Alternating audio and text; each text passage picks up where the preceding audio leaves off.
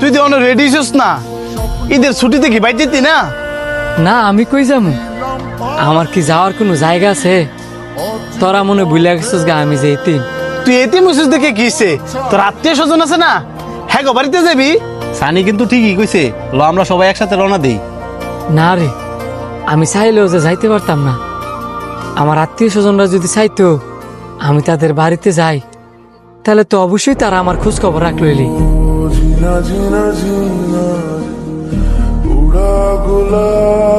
কে রে, তোর আত্মীয় স্বজনরা কি জানে না এতিম করে আদর করলে যে আল্লাহ পাক অনেক খুশি হয়? হ্যাঁ এইসব কথা কইয়া হ্যাঁ মনে কষ্ট বাড়াইস না। আচ্ছা রে, আমরা তাহলে যাই, নয়তো বড় দেরি হয়ে যাবো গা।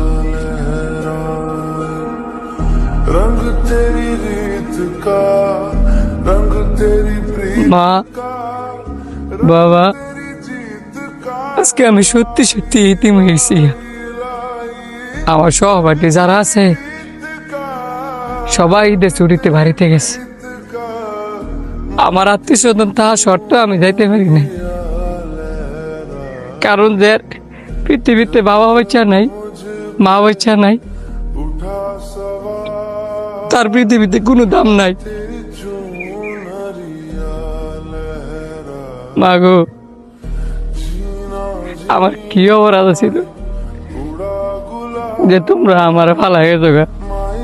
কালকে ঈদ, সবাই সবার মারে লইয়া বাবারে লইয়া ঈদ করব, আমি কারে লইয়া ঈদ করবো? সবাই সবার মা বাবাতে সালামি চাইব, আমি কাঁদতে সালামি চাবো?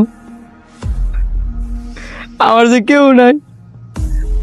সবাই সবার মার হাতে তৈরি শ্যামাই খাইব, আমি কার হাতে তৈরি শ্যামাই খাম? কইতার বা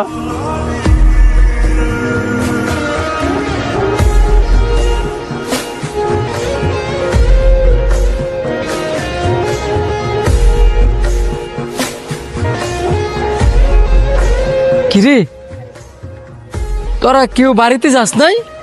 তোরে সারা কেমনে যায়? সারে পৃথিবীতে মা নাই, বাপ নাই, এতিম রে যারা দেখতারে না, তা করে আল্লাহও দেখতারে না।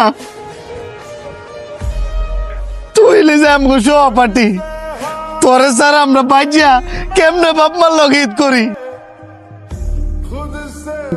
আঙ্গো বাপ মা মানে তোর বাপ মা, তুই কি আর এতিম রে? তুই আঙ্গো ভাই। আমরা সাইর ভাই এক লগে ঈদ করবো, তুই আমগো লগে আয়।